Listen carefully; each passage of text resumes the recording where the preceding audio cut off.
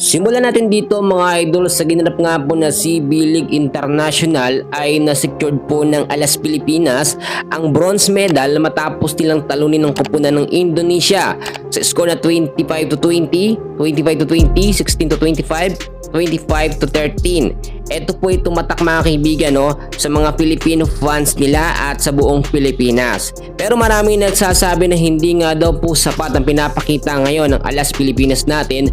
Ganun din ang pagko-coaching nga po ni Coach De Brito. Marami nagsasabi na dapat ipalitan na muna ang ginagamit na player sa next international tournament ng Alas Pilipinas. Ang ibig sabihin, magkakaroon ng reshuffle, magkakaroon ng mga rotasyon mga kaibigan na mabibigyan ang ibang mga player po na manggagaling sa PVL, at alam naman natin mga kaibigan, maraming magagaling.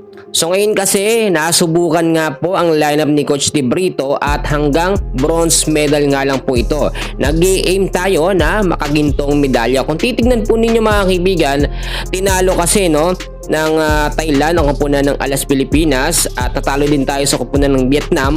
And straight po yun mga kaibigan, 13-25, 25-21, 25-23, 9-25. Pero nakakabawi naman tayo sa koponan ng Indonesia.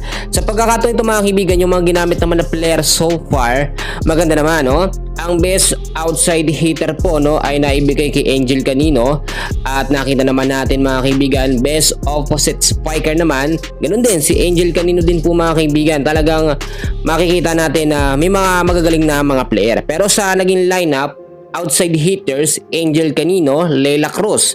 Sa middle blocker naman ng Alas Pilipinas, Pipi Sharma, Thea Gagate. At sa setter naman natin, Mars Alba at si Gia Morado de Guzman. Team captain po, libero natin Dawn Katindig at Justin Jasa Reno. Sa pagkakataong ito, kung magkakaroon po ng pagbabago sa lineup ng Alas Pilipinas or kung babaguhin ng mga player mga kaibigan at kukuha ng ibang player sa PBL at sa UAAP, mix na yan mga kaibigan, magkakaroon ng magandang sistema. At the same time, sure, masasama dyan ang pagkapalit ng coach nga po, head coach ng Alas Pilipinas. Alam natin si De Brito, kahit paano naman natututo siya sa kanyang pagkakamali at nagkakaroon ng maayos na rotations para sa kanyang panibagong sistema. Pero it's time naman na bigyan ng ating mga Pilipino coach na panghawakan ng mismong national team ng Pilipinas, which is ang Alas Pilipinas nga po. Marami ng mga available, marami nagsasabi na bakit hindi gamitin si Coach Jerry Meneses, ang ibang mga Pilipino coach natin mga kaibigan, na may mas mapapatunayan pa.